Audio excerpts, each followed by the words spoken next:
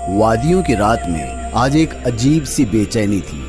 पहाड़ी पर बसे डाक बंगला की फिजाओं में हवा का नामो निशान भी नहीं था। फिर भी आसपास के सभी पेड़ ऐसे लहरा रहे थे जैसे कोई तेज आंधी आई हो। खूबसूरत से दिखने वाले इस मायूस बंगले में आज ही शहर से नए डाक बाबू आए हैं, क्योंकि पिछले डाक बाबू अमावस की रात में ऐसे गायब हुए कि आज तक किसी को नहीं मिले।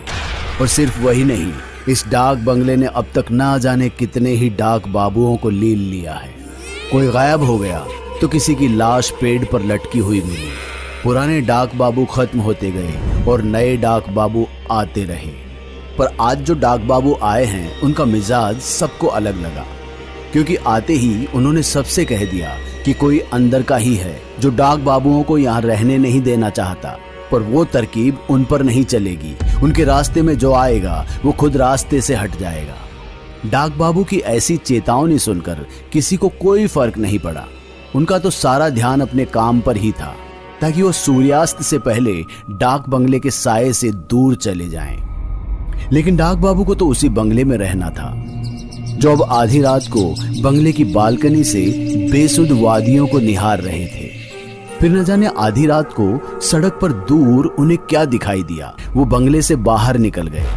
डाक बाबू चलते जा रहे थे और सड़क पर मंडरा रही धुंध छटती जा रही थी। तभी अचानक उन्हें ऐसा महसूस हुआ कि कोई उनके पीछे पीछे चल रहा है। पाँव की दोहरी आहट और उसमें पायल की छमछम की आवाज सुन डाक बाबू के कदम लड़खड़ा कर वहीं रुक गए और उनकी भौहें तन गई।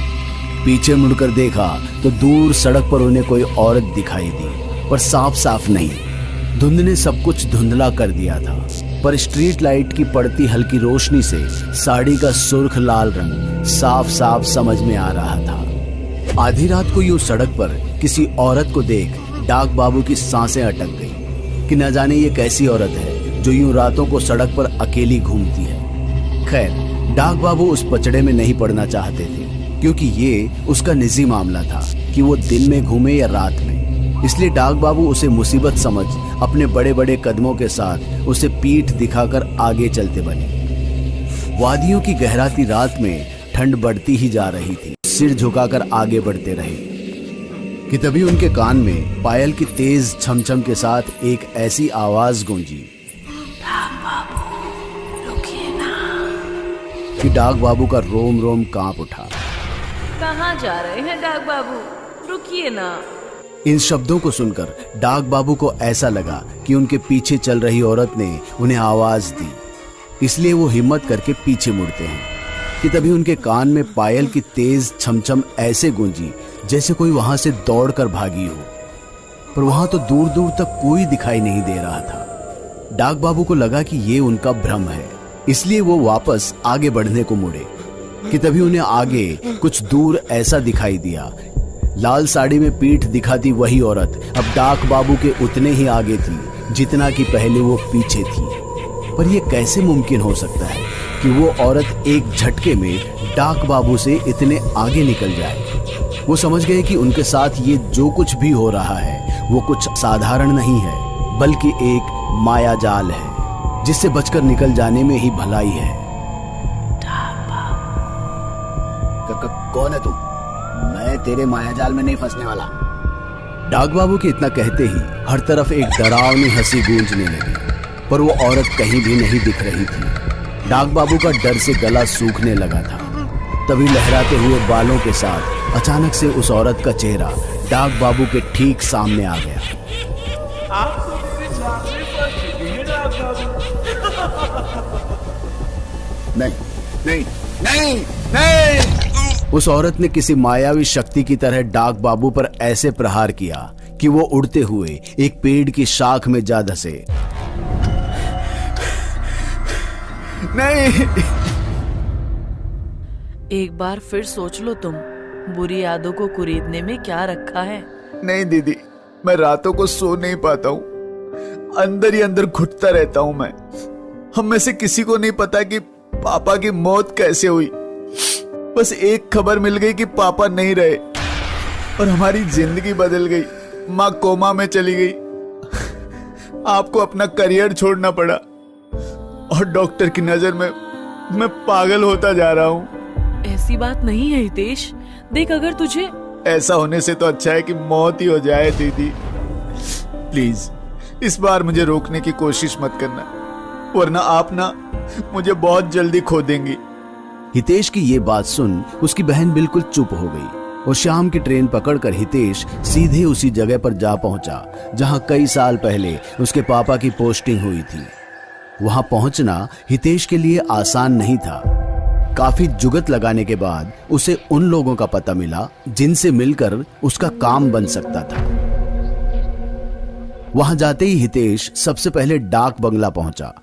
डाक बंगला बिल्कुल वैसा ही था जैसा रोज उसके सपने में आता था, पर अब वहां कोई भी रात को नहीं रुकता था। हितेश के पिता की मौत के बाद स्थानीय लोगों की हिदायत को नजर में रखते हुए सरकार ने डाक बाबुओं के रहने के लिए पास में एक अलग कोठी बनवा दी थी। सिफारिश की वजह से हितेश को भी उसी नई कोठी में रहने के लिए एक कमरा मिल गया, लेकिन उसे डाक बंगले में ऊपर जाने की इजाजत नहीं मिली जहां उसके पिता रहा करते थे, क्योंकि डाक बंगले के ऊपरी माले को पूरी तरह से सील कर दिया गया था। अब सिर्फ दिन ढलने से पहले ही नीचे डाकघर की कार्यवाही होती और फिर सब अपने अपने घर चले जाया करते थे। हितेश वहां पहुंच तो गया, लेकिन उसे कुछ समझ नहीं आ रहा था कि किससे मिले और किससे पूछे कि आखिर उसके पिता की मौत हुई तो कैसे हुई। उसके पिता के समय जितने भी कर्मचारी थे उन्होंने ट्रांसफर ले लिया था और जो बाकी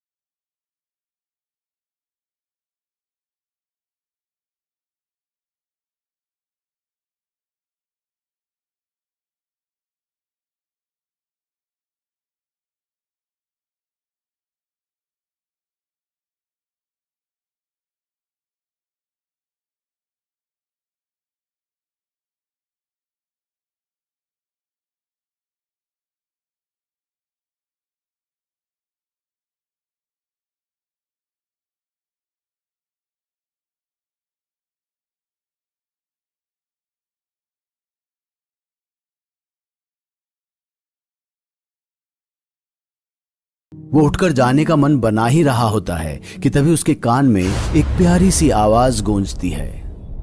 यूं ना देखिए कि इस बंगले को ही नजर लग जाए। ये इस बंगले की खुशनसीबी है कि मैं इसे जी भर के देख तो रहा हूँ, वरना लोग तो नजरें छुपाते नजर आते हैं। बहुत खूब। इतना कहते हुए वो लड़की हितेश के बगल में बैठ जाती है और वो भी बंगले की ओर देखने लगती है। इसे देखकर ऐसा लगता है जैसे बहुत राज दफन है इस बंगले के अंदर।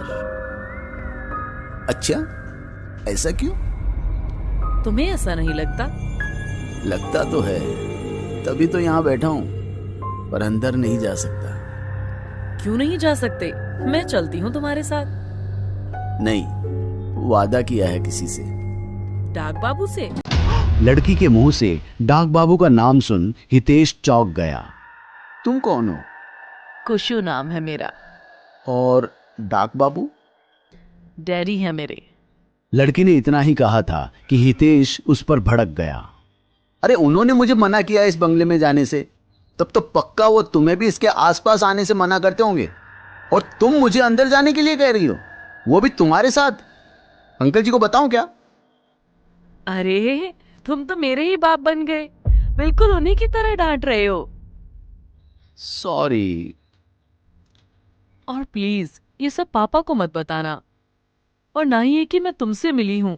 उन्हें ये सब बिल्कुल पसंद नहीं है। चलती हूँ मैं, फिर मिलेंगे। बिल्कुल नहीं। देखते हैं।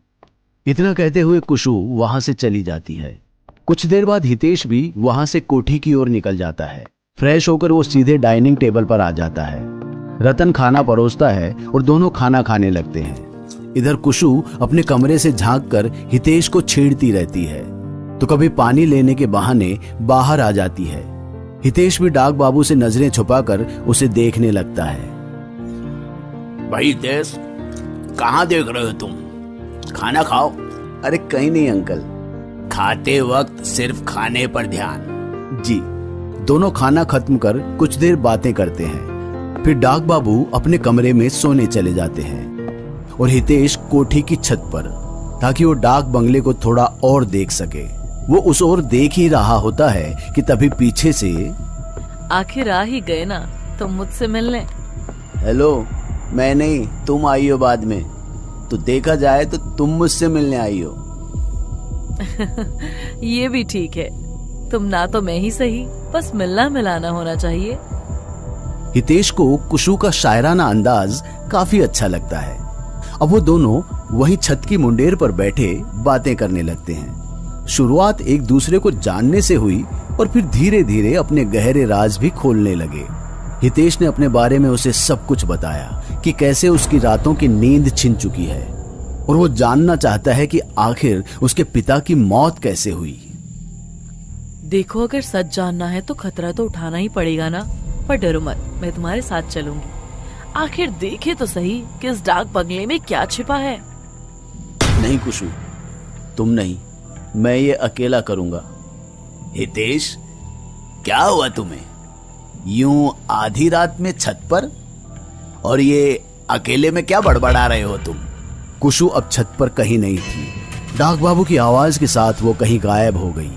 हितेश को एक पल को लगा कि वो अपने पापा को देखकर छुप गई है, पर एक पल में वो कहां जा सकती है? यहां तो सब कुछ खुली आंखों के सामने है। हितेश को कुशु की चिंता होने लगी, इसलिए उसने डाक बाबू से सब कुछ सच सच कह दिया। अंकल, आप प्लीज उसे डांटना मत, मैं और कुशु बस यहां सिर्फ बातें कर रहे थे। पर ये कुशु है कौन?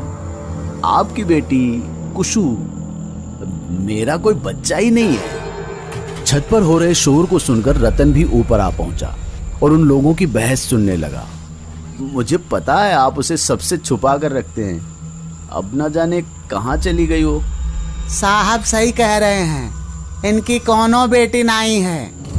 पर कुशु ने तो कहा था कि वो डाक बाबू की ही बेटी है। हाँ, कुशु डाक बाबू की ही बेटी है, पर इनकी नहीं।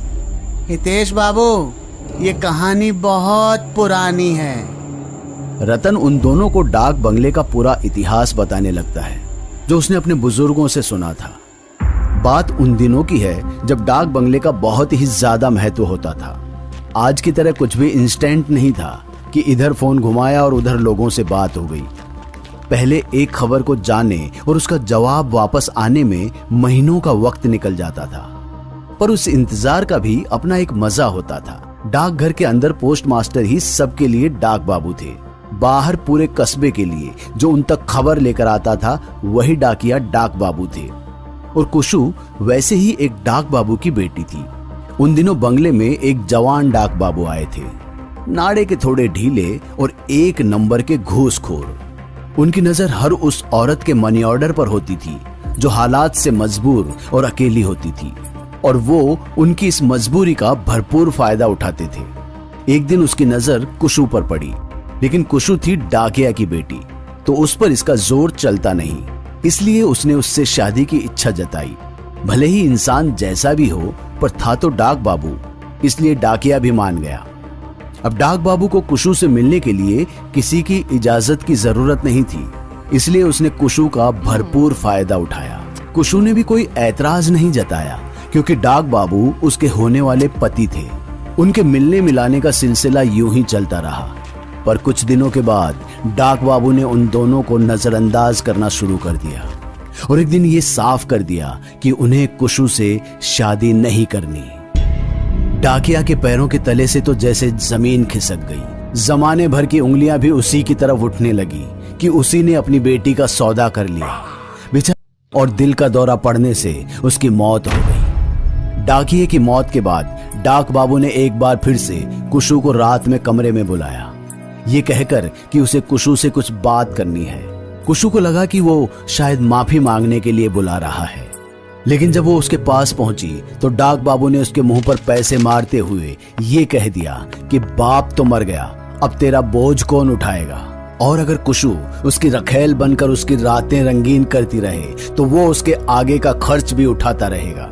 कुशु ने उसकी बात सुनते ही उस पर थूक दिया और वहां से जाने लगी। डाक बाबू को ऐसा लगा जैसे किसी ने उसकी मर्दानगी पर थूक दिया हो। वो भागता हुआ गया और उसे बालों से घसीटते हुए वापस डाक बंगले में ले आया। फिर उसके साथ उसने क्या किया ये किसी को पता नहीं चला। अगली सुबह हुई पर डाक बाबू को किसी ने नहीं देखा।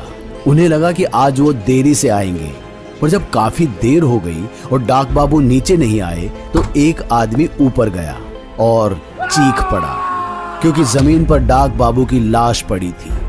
किसी ने उनका सर जमीन पर पटक पटक कर मार दिया था, पर कौन ये किसी को पता नहीं चला। लोग मानने लगे कि उसे उसके कर्मों की सजा मिल गई, लेकिन उस डाक बाबू की गलती ने आने वाले सभी डाक बाबू की जिंदगियों में कयामत ला दी थी, और सभी एक एक कर मरते चले गए, क्योंकि कुशु की नजर में तो वो हर डाक बाबू कसूरवार है जो उस बंगले में रहने आता है। और आपके पापा इसी वजह से बेमौत मारे गए। सबको यही लगता है कि बिचारी का अंतिम संस्कार नहीं हुआ, इसीलिए भटक रही है उसकी आत्मा। अरे जब लाश मिली ही नहीं तो अंतिम संस्कार कैसे होगा? यही तो साहब, इसीलिए इस बंगले से दूर रहने में ही भलाई है।